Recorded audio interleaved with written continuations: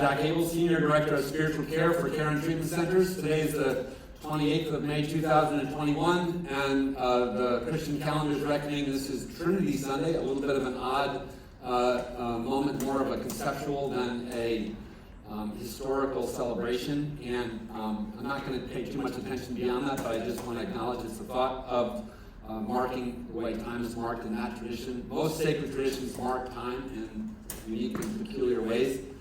And also want to say hello again to my in-person audience. Great to have a much more full room than I've been accustomed to in the last months, and I'm looking forward to us being able to welcome yet more folks as we move along towards a less pandemic-restricted world. And hello to those of you who are on campus and watching on live stream. Great to have you also paying attention. I'd like to ask those who are watching on live stream to be courageous with your peers if they're not paying attention, and make sure that you have a chance to sort of have the feeling of sacredness that attaches itself to this experience. So we have a theme this morning, and the theme is one in my rotation of themes, so they come up about every 4 months or so.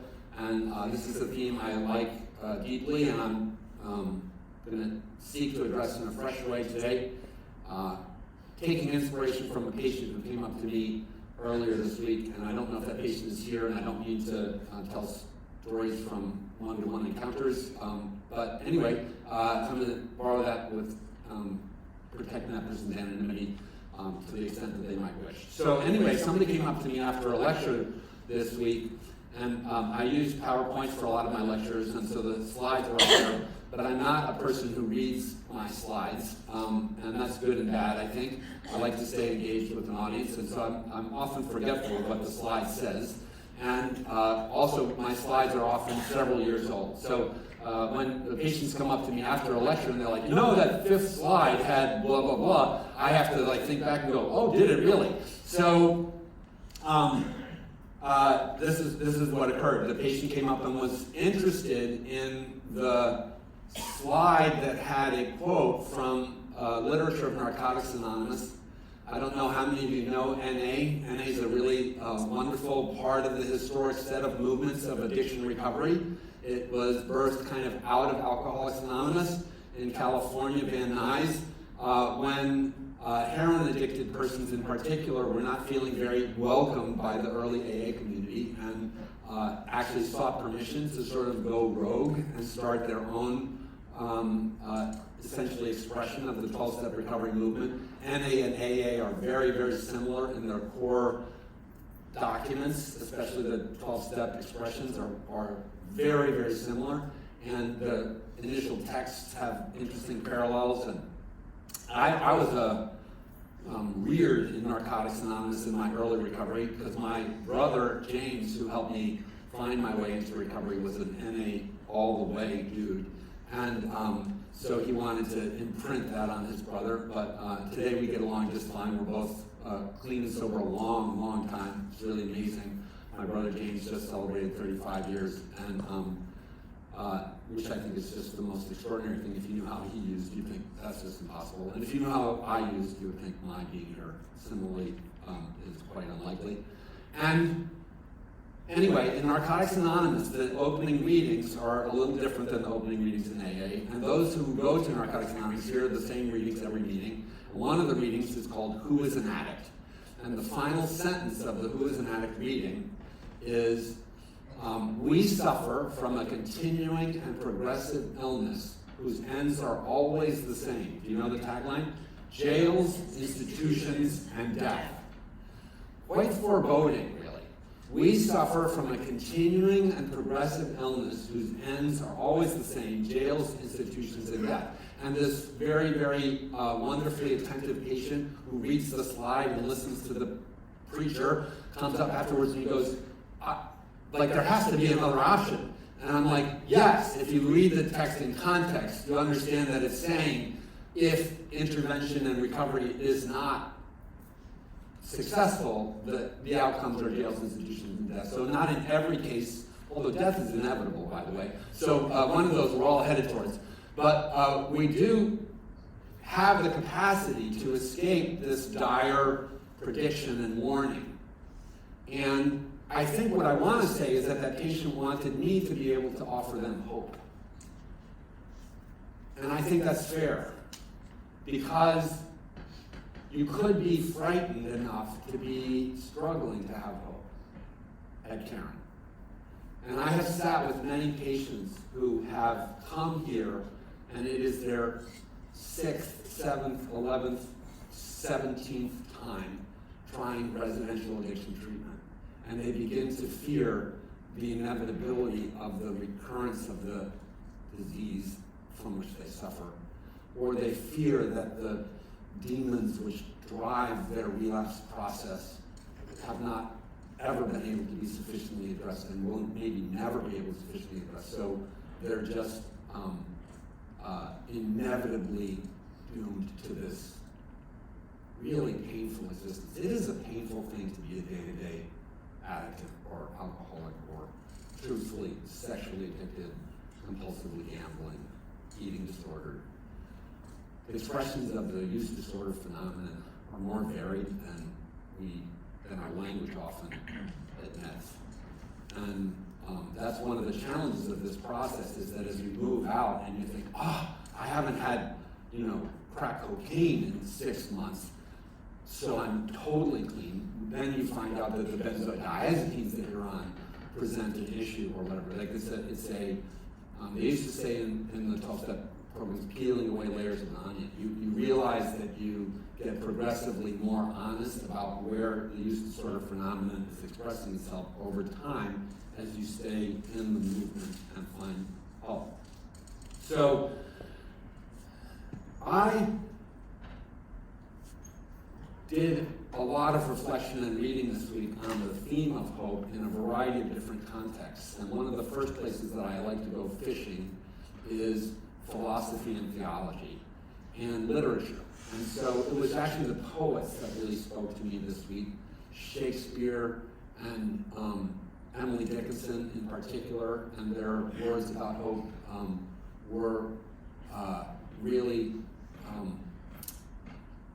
both writers speak directly to the issue of hope, and I would argue that almost all literature in a certain sense speaks to the issue of hope. Do you know the expression, hope springs eternal in the human heart? It's an interesting claim that basically we are beings that hope.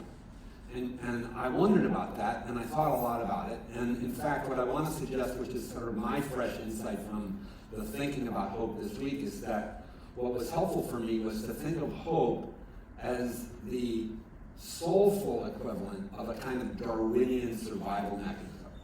So if you study Darwinian ideas about evolution, what you learn is that the species evolves, and the species that might have better eyesight or run faster or fight more effectively or can breathe more effectively in different sort of circumstances are the ones that like to survive, survival of the fittest. And as human beings, we have this unique capacity to forecast our own futures and imagine our own futures and sort of try and dream and strive and plan and strategize. And I don't know that there are that the universe lacks other beings that have those capacities, but at least on planet Earth, we seem to be like uniquely capable of both worry and future tripping. That is both a burden and a blessing. It's part of our survival mechanism. And so this is my story, is that in that part of us that thinks and dreams and envisions, we have this capacity for hope. And that's part of what has helped us survive adversity. So when the manure hits the ventilator and people are in terrible struggle in human history, they have this apparatus in them. We have this apparatus within ourselves that looks for a beacon on the horizon. In the dark of night, is there a lighthouse that we can steer the ship towards? And that's one of the functions of hope, is that in darkness, it helps us still move in some kind of direction. And when that flickering light of hope is gone, we are in the dark and we can suddenly feel like we are drowning or in despair. That's kind of the essential sort of quality of hope, is that it pulls us out of misery. And that's another thing long ago I realized, is that, when you talk about hope, it's because the world is not always like easy. So hope implies its kind of opposite circumstance. Hope implies suffering, and you don't need hope if you don't have a problem. But when you have a problem, if you don't have hope, your problems loom larger. And if you have a problem and you have hope, then you have a basis on which to begin to sort of try to navigate through hope.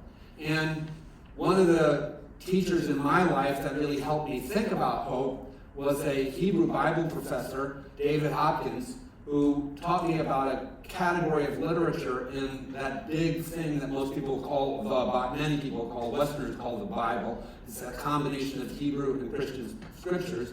There are, of course, Eastern tomes with different collections of sacred documents and other traditions, and that's not the complete Jewish writings even in itself. It's not the complete Christian writings in itself, but different wisdom traditions have these big libraries of material. And within those libraries of material, you have different kinds of literature. You have poetry, you have letters, you have narratives, and you have genealogies, and you have prophetic texts, and proverbs, and different kinds of literature. And one of the kinds of literature that you find in sacred writings is a category that's called apocalyptic literature. I don't know, most of us might think of, I don't know, I'm old enough to remember a movie Apocalypse Now. The idea of post-apocalyptic sort of scenarios, many TV series and stories today imagine worlds after significant cataclysms and devastation. So we sort of know that apocalypse means disaster, but apocalyptic literature is a category of literature that emerges in those contexts. Examples in the Bible are Ezekiel, Daniel, and the book of Revelation. Those are the three primary sort of instances in which, if you look in the Bible, you find this category of literature. And the literature is characterized by this dreamy fantasy, hard to interpret, very symbolic portrayal of an imagined future beyond kind of time and sort of hard to date when exactly it would be. But where the lion lays down with the lamb, and where the four winged beasts, and like all of this very, very mythical and mystical kind of imagery is what a community grabs onto. And what my professor pointed out was that the writers of Ezekiel and Daniel lived in times of exile and persecution. As in around 90 of the Common Era, and John, the writer of the book of Revelation, Patmos, also existed in a time of war and persecution. And so their hope was not easy to imagine nearby in the near term. It was hard for them to imagine that they were going to get out of their disastrous circumstances near term. And so in the mine, when the oxygen is fading and the canary is dead, and you think you're going to be spending the last few moments of your life, you may very well place your hope beyond the curtain of death and beyond what you can see. So this is this thing that we do as human beings, is that when death itself confronts us right smack in the face, in spite of what reason would say, which is that there's no basis for hope, we will conjure hope in some eternity that we hang our hat on. And I don't mean that all will do that. There are people who die without eternal hope, and it's a constant sort of issue of struggle, and in various wisdom traditions you find lots of different ways of wrestling in it, but one of the essentials of the Christian witness is this idea of eternal life and immortality, and this is this expression of human beings of hope, even when hope seems absurd. In a scientific and evidence-based way, people will hope. And I hope for that. I have lost people in my life that have left their imprint on me, and I'm so grateful for that. And I am visited by their memory, which is definitely a blessing, but I also visit the grave and talk to them and dream about an unimaginable and undateable future in which someday I can sit at the table with my dad and sip an imaginary cup of heavenly coffee, whatever that will look or taste like, and sort of reminisce about things that we missed getting to share together. And so there's a sentimentality around this hope thing. I wonder where you are as a patient with hope. And I wonder, depends on how you got here. Like if you were forced here kicking and screaming, and you are still like really angry at the interventionist or the family member or the treatment team, and are you really preoccupied with the arm wrestling of this set of people and processes that are around you that are meant to give you hope and give you help, to give you an alternative to NA's dark forecast of jails, institutions, and death? And have you not heard the sound of the horn singing the bright possibility of a future that my brother and I can tell you is really possible? No one would have guessed that James and Jack would be clean and sober in 2021. And that's one of my tasks this morning, is to proclaim a living and real hope for you. To tell you that it is absolutely real and possible for you to find your way out of the dimness and the darkness of addiction and experience sustained recovery.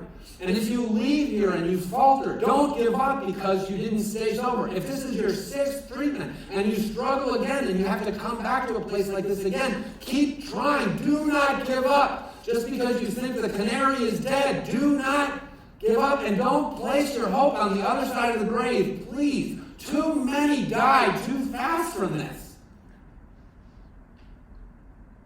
Too many take their own lives when I have watched the person who has made multiple attempts at suicide then get clean and sober and stay sober. So I can tell you that I don't buy it. That, my illness is irreparable, or my trauma is so bad I'll never get well, or whatever. I don't see it that way.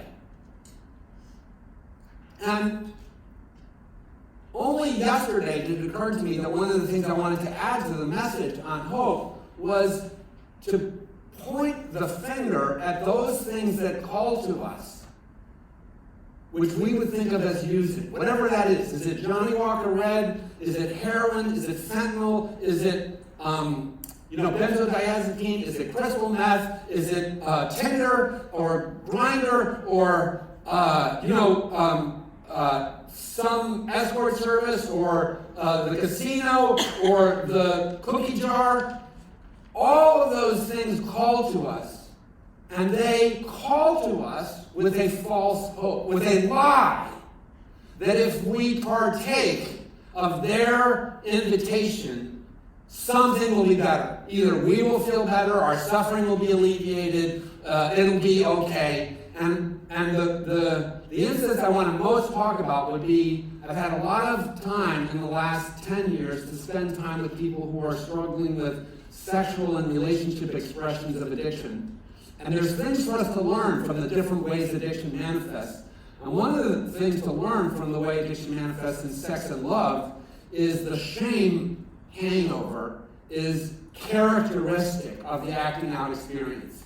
So this may not be you, and if it is, you don't raise your hands. But the person who is like in a marriage, but also acting out sexually, or having a secret secondary relationship, or multiple relationships, or whatever, as they awaken to the emotional consequences of the acting out behavior, there's often instant, as soon as the hired paid for sex partner leaves, this attack of shame.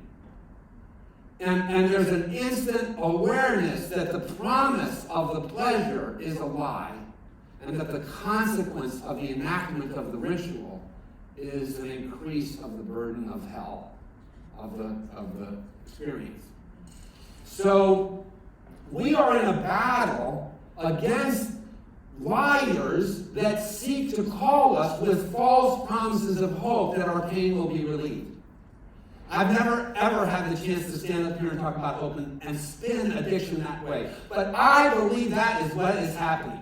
that when I am in a dark time and I suddenly remember the Johnny Walker Red bottle, which was my own particular poison, that of all of the different substances that I wrestled with, in many ways now, 32 years later, still talks to me. I can still see that red label on the bronze lacquered glass, and it still will go, hey, remember me? And all of a sudden I'll have this olfactory and esophageal memory of and I can remember the tinkle of the glass with the ice cubes, and it's astonishing to me how powerful the recall, the euphoric recall of the experience of Johnny Walker Red is for me, since I haven't had any in 32 years. You would think it would go away. But it still can promise me that it is some kind of answer. And I know to spit in its face because of the things like the weekend I had, which I will not go off and tell you about. But where today I get to be a dad, I don't have my own biological children. I get to be a husband in a marriage where I can be proud of the way I conducted myself in my marriage, whereas in my first marriage, I really was not a great husband. I get to be a friend in a way that I have never been a good friend. I get to be a chaplain in a way that in my beginning years of ministry, coming out of atheism, I had gifts and skills in some ways, but today I'm a better chaplain. All because I am not subject to the daily torment of Johnny Walker Red as a liar that tells me it's some kind of answer for my life.